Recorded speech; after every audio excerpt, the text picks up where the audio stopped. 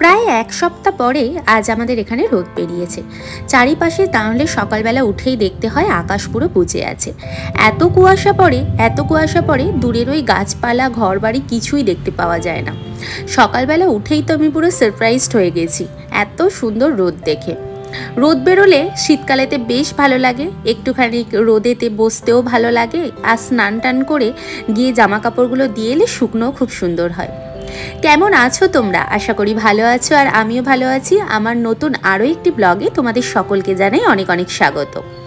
সকালবেলা ঘুম থেকে উঠে বাড়ির সমস্ত কাজ করে স্নান করে নিয়েছি। আজকে একটা বিশেষ দিন, চারিদিকে যেমন রোদ বেরিয়েছে, সুন্দর আকাশ, সঙ্গে ওয়েদারটা এতটা সুন্দর ছিল মনটা পুরো নেচে উঠছিল।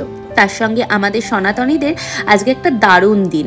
এই দিনটা তো আমাদের জীবনের যেন স্বর্ণাক্ষরে লেখা থাকবে। 500 বছর পর আমাদের রাম যে ঘরে ফিরছে, তার যে আনন্দ, সেই আনন্দে মন তো সকল নেচে উঠবেই। এদিকে আমি ছাদে এসেছিলাম জামা কাপড় দিতে। জামা কাপড় দিয়ে ঠাকুরকে একটুখানি জল দিয়ে নিচে যাব। আজকে যেহেতু ওই রাম পুজো, যার জন্য আমি আজকে সকাল থেকেই উপোস করেছিলাম। উপোস করে পুজো টুজো দিয়ে তারপর একদম নিরামিষ খাবো। নিচে এসে আমি পুজো করতে বসে পড়েছি। অলরেডি আমার পুজো দেওয়া হয়ে গেছে। আজকে বাড়িতে বেদানা ছিল, তো আমি তাই গোপালকে সকলকে বেদানাই দিয়েছি, দিয়ে এখন পুজো করতে বসে পড়েছি। আজকে আমি একটুখানি ভালো করেই পুজোটা করব, যেহেতু বজরঙ্গী আমার বাড়িতে রয়েছে, আর আজকের দিনে প্রত্যেকের বাড়িতে রাম ভগবান পা রাখবে। তাই 500 বছর পর ফিরছে, আর তার যদি স্বাগতটা ঠিক মতো না করা হয় তাহলে সে রুঠে আবার চলে যাবে না, তাই না বন্ধুরা? এই স্পেশাল দিনগুলোতে আমি একটু ভালো করে ঠাকুরের আরাধনা করাটা পছন্দ করি। সকালবেলা ঘুম থেকে উঠে তাড়াতাড়ি করে স্নান করে ছাদের ঠাকুরকে ফুল জল দিয়ে এসেছি। এখন এসে নিজের ঠাকুরকেও দিচ্ছি, আর এই দিনকে আমি একটু আরতি করছি। যে স্পেশাল দিনগুলো থাকে সেই দিনগুলোতে আমি বাড়িতে আরতি করি। ঠাকুরমশাইয়ের মতো অত ভালো করে পারি না, তবে যতটুকু আমি আমার মন থেকে পারি ততটুকুই আমি সেবা করি। আরতি করতে আমার বেশ ভালো লাগে জানো। আরতি করলে যেন মনে হয় ঠাকুর বেশ প্রসন্ন হচ্ছে। তাই আমি আরতিটাও করি, তবে মাঝে মাঝে, প্রত্যেক দিন যে করি সেটা না।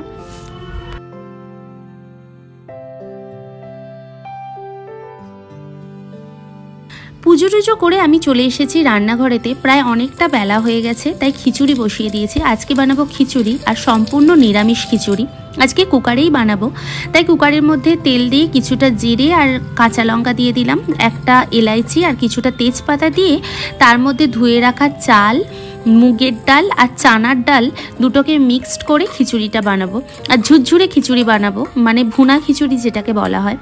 চালটা দিয়ে ভালো করে কষিয়ে নিয়ে এবার এর মধ্যে পরিমাণ মতো আর কি হলুদ গুঁড়ো দিয়ে দিলাম। আর এখানে আমি কোনো রকম মশলা ইউজ করিনি, শুধু হলুদ, জিরে গুঁড়ো আর একটুখানি লঙ্কা গুঁড়ো দিয়েছিলাম, আর একটু নুন দিয়েছিলাম।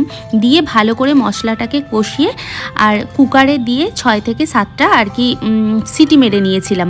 এইভাবেই খিচুড়িটা করেছি। আর ওই যে তোমাদেরকে আগের একটা ভিডিওতে আমি বলেছিলাম, যদি এখানে 1 কাপ তোমার চাল থাকে তাহলে এখানে 2 কাপ তোমাকে জল দিতে হবে। খিচুড়ি ওদিকে বসিয়ে এখানে চলে এসেছি আলু বার করতে। আজকে খিচুড়ি আর আলু ভাজাটাই খাবো। এখানে আমি 2টো আলু নিয়েছি, আর আলুগুলো না প্রচণ্ড বড় বড় ছিল। আর সকাল থেকে যেহেতু কিছুই খাইনি, এত খিদে পেয়েছিল, তাই আগের দিনের আমার একটুখানি পিঠে ছিল, তাই ভাবলাম পিঠেটা খেয়ে আগে পেটটাকে ঠান্ডা করি, তারপর খিচুড়ি হলে খেতে বসবো। তাই পিঠেটা নিয়ে বসে পড়েছি। খিচুড়ি আলু ভাজা পুরো একদম রেডি হয়ে গেছে। এই যে দেখো, ঝুরঝুরে খিচুড়ি, আলু ভাজা, আর এখানে নিয়েছি স্যালাড।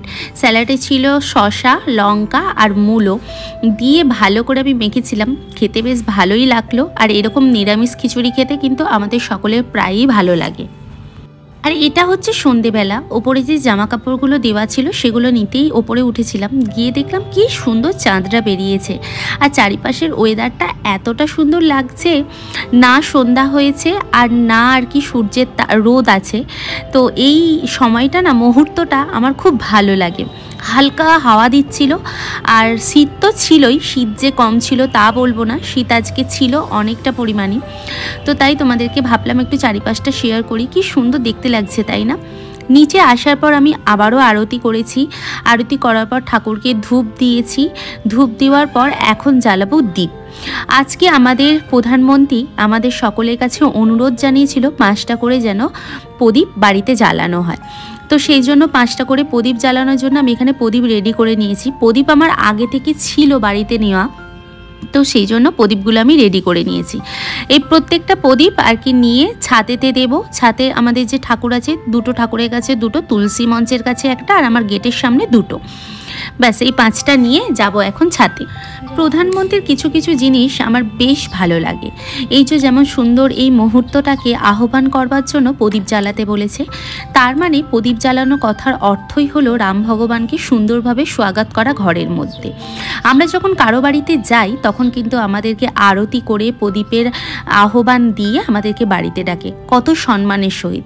সেই রকম সম্মানের সহিত রাম ভগবানকেও আমাদের বাড়িতে আহ্বান জানানোর জন্য আমাদের কাছে অনুরোধ করেছে। আর উপরে যখন আমি এটা প্রদীপটা জ্বালাতে গিয়েছিলাম, পুরো চারিদিকে প্রায় অন্ধকার ছিল, হালকা জ্যোৎস্না ছিল, তো বেশ ভালো লাগছিল প্রদীপের আলোটা যখন আমি তুলসী গাছে দিলাম। 23 জানুয়ারির দিনটা ঠিক আমি এইভাবে পালন করলাম। তোমরা কে কিভাবে পালন করেছো অবশ্যই কিন্তু আমাকে জানিও। আজকের দিনটা আমাদের সনাতনীদের জন্য খুব একটা ইম্পর্টেন্ট ডে।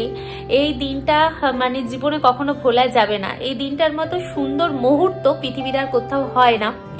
তো এই যে উদ্বোধনীটা দেখবার জন্য আমরা সনাতনীরা হাঁ করে বসেছিলাম, অবশেষে সেটা কমপ্লিট হলো।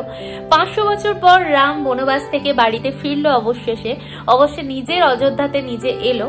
তো এর মতো সুন্দর মুহূর্ত আর পৃথিবীর কোথাও হয় না। আমাদের দেশবাসীদের সকলের কাছে এটা সব থেকে আনন্দের বিষয়। শুধু আমাদের দেশে না, যারা বিদেশেও রয়েছে তাদেরও ভীষণ আনন্দের বিষয় যে রাম মন্দির উদ্বোধন হয়েছে, এবং এটা মানে স্বর্ণাক্ষরে লেখা থাকবে ইতিহাসের পাতায় যে অযোধ্যাতে রাম মন্দির আবার নতুন করে গড়া হয়েছে এবং রাম ঠাকুরের প্রতিষ্ঠিত হয়েছে, প্রাণ প্রতিষ্ঠান করা হয়েছে, এবং 500 বছর পর সেটা সম্ভব হয়েছে। তো এর মতো সুন্দর জিনিস আর পৃথিবীতে হয় না। তো আমরা প্রত্যেক সনাতনী ভীষণ গর্বিত যে এই জিনিসটা দেখতে পেরেছি এবং আমরা নিজেরা পালন করতে পেরেছি। আমি তো সারাদিন উপোস থেকে বজরংবলীকে পুজো করে তারপর আমি নিরামিষ খাবার খেয়েছি, অবশ্যই নিরামিষ খাবার খেয়েছি। আজকে যারা সনাতনী আছে এবং হিন্দু ধর্মে রয়েছে প্রত্যেকের বাড়িতেই আজকে নিরামিষ রান্না হয়েছে। তো খুব একটা দারুণ মজার জিনিস, একটা সুন্দর মুহূর্ত। আর সব থেকে বড় কথা, এই থ্যাঙ্কসটা জানানো উচিত আমাদের পিএম মোদি এবং যোগীকে, কারণ এরা না থাকলে হয়তো এটা সম্ভব হতো না। আর সব থেকে বড় জিনিস যেটা, এই দুটো মানুষই হচ্ছে আমার প্রিয় মানুষ। প্রিয় মানুষ বলবার কারণ আছে। আদিত্যনারায়ণ যোগীকে আমার কিন্তু প্রচন্ড ভালো লাগে, ওনাকে সামনে থেকে দেখার আমার ভীষণ ইচ্ছে ছিল। অলমোস্ট আমার দেখা হয়ে গেছে। আমি যখন বিয়ের আগে আমার মায়ের বাড়িতে ছিলাম, উনি তখন ওখানে মিছিলের জন্য এসেছিলেন, ওনার সঙ্গে সেখানেই আমার দেখা হয়েছে এবং আমার মনের ইচ্ছা সেখানে পূরণ হয়েছে। আর একজনকে দেখার ভীষণ ইচ্ছা, সেটা হচ্ছে আমাদের মোদিজিকে।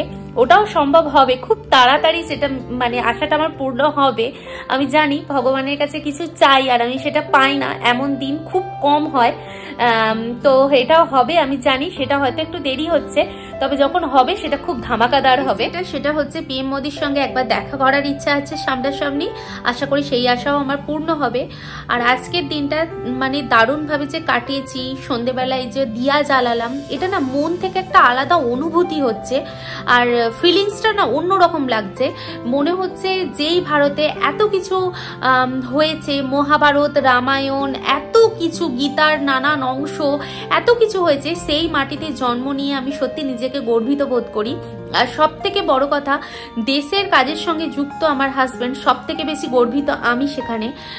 কারণ অনেকে চাইলেও মানে দেশের কাজের সঙ্গে যুক্ত হওয়ার অনুভূতিটা পায় না। তো সেই অনুভূতিটা পেয়ে আমি সত্যি খুব গর্বিত, এবং এই ইন্ডিয়ান হয়েও তো খুব গর্বিত। আজকের এই দিনটার জন্য বিদেশের অনেক মানুষ কিন্তু আমাদেরকে অনেক শুভেচ্ছা জানিয়েছে ইন্ডিয়ানদেরকে। আমার কিন্তু এটা সব থেকে ভালো লেগেছে যে ইন্ডিয়ানদের দেশ বিদেশের মানুষেরা এত সুন্দর সম্মান করে। এই সম্মান মানে অন্যরকম, অন্য একটা লেভেলের। এই যে একটা মন থেকে অনুভূতি যে ইন্ডিয়ানদেরকে এত সম্মান করছে, সত্যি মানে এটা পাওয়া ভাগ্যের ব্যাপার হয়। তো যেই মাটিতে কৃষ্ণ জন্মগ্রহণ করেছেন, রামের মতো মানুষ ছিলেন, লক্ষণের মতো মানুষ ছিলেন, সেই মাটিতে আমরা জন্মগ্রহণ করেছি এবং সেই মাটি সম্মানিত হবে না, এটা কখনো হতেই পারে না। তো যাই হোক, আজকের ব্লগটা বন্ধুরা এতটুকুই। কেমন লাগলো অবশ্যই কিন্তু আমাকে কমেন্ট বক্সে জানিও। আর সত্যি বলছি, আজকে আমার মন থেকে আমি ভীষণ খুশি, ভীষণ আনন্দিত। আমি একজন সনাতনী এবং ইন্ডিয়ান হয়ে আমি ভীষণ গর্বিত। ঠিক আছে বন্ধুরা, আজকে ব্লগটা এতটুকুই। যদি ভালো লাগে লাইক, কমেন্ট, শেয়ার আর সাবস্ক্রাইব করে পাশে থেকো। রাধে রাধে, সবাই ভালো থেকো, সুস্থ থেকো। আবার দেখা হবে নতুন কোন একটি ভিডিওর সাথে। ততক্ষণের জন্য বাই বাই।